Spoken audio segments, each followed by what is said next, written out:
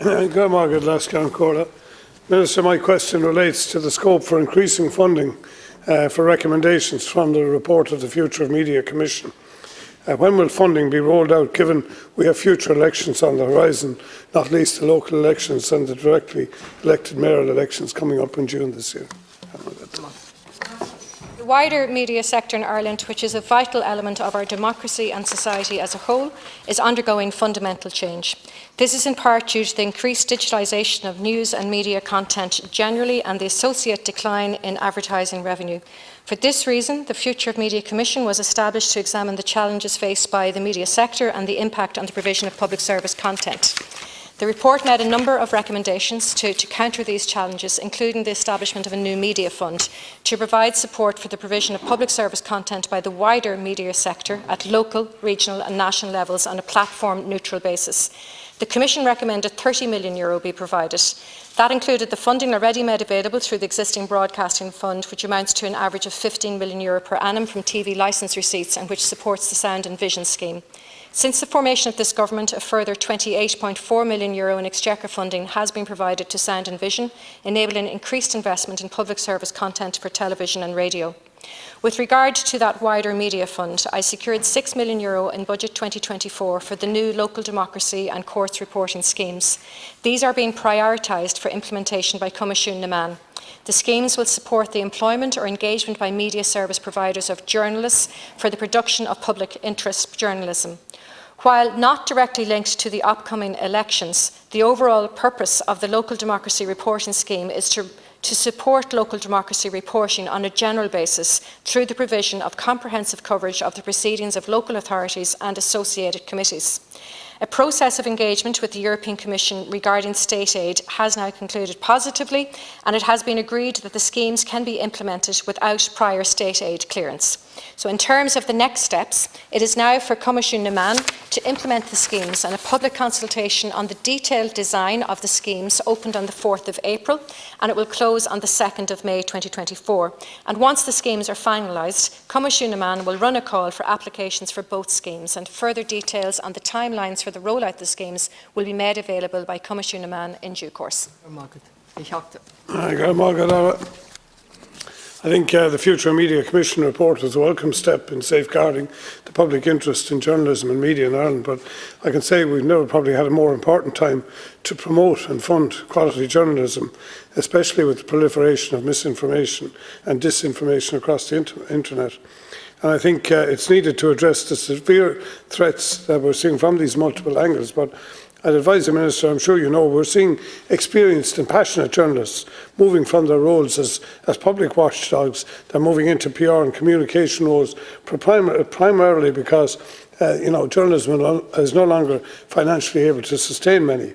And the young journalists are leaving college and starting work in local papers, only to become quickly disillusioned by the poor salaries on offer and the lack of quality job advancement. So I think it's no wonder that our news agencies are under threat. And when we look at the likes of Facebook, Instagram, X, TikTok, we know the risks of free content. They come with zero guarantees and require a hefty dose of scepticism. And I'd say Twitter in particular has become the Wild West in local media. So I think it's very important that we get funding into our media as quickly as possible, so we have something tangible that we know there's integrity attached to.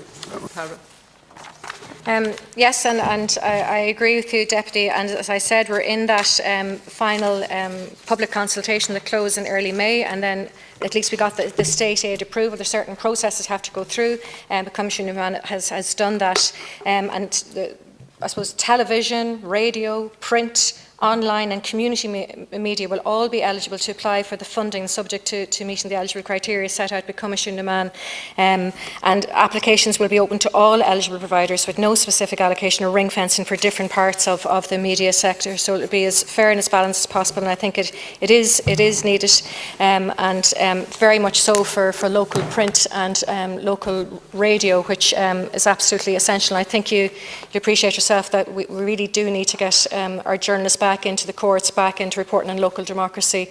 That's what we open our having grown up in rural Ireland, it's what you look for in the newspaper, it's what you listen to first thing on when you wake up in the morning to your local radio station. So I'm glad to have been in a position to have provided that €6 million in the budget, and look forward to Commissioner Mann, and I would encourage you to participate in the public consultation.